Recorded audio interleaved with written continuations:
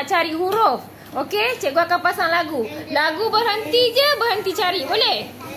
Okey, mula cari huruf U sekarang. Cepat U. Berapa U yang awak dapat?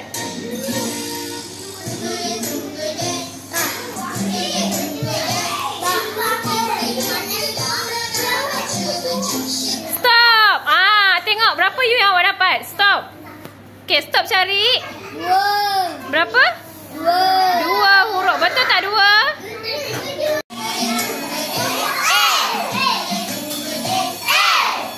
Huruf A. Nyanyilah huruf A.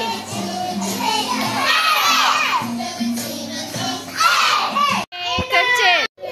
Okey, cari huruf A besar dengan A kecil. Betul.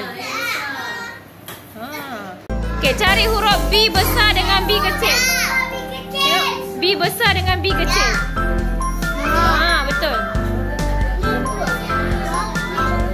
Salah. B besar dan B kecil.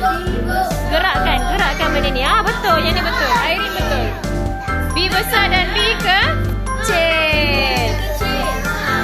Sini. Apa yang tak maunya? Cari mana? Mana? Menang. Tengok siapa menang.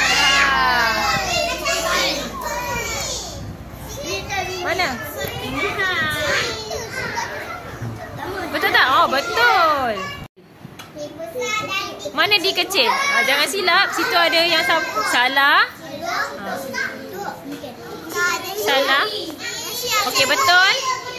Salah. D kecil. Tengok betul. Betul.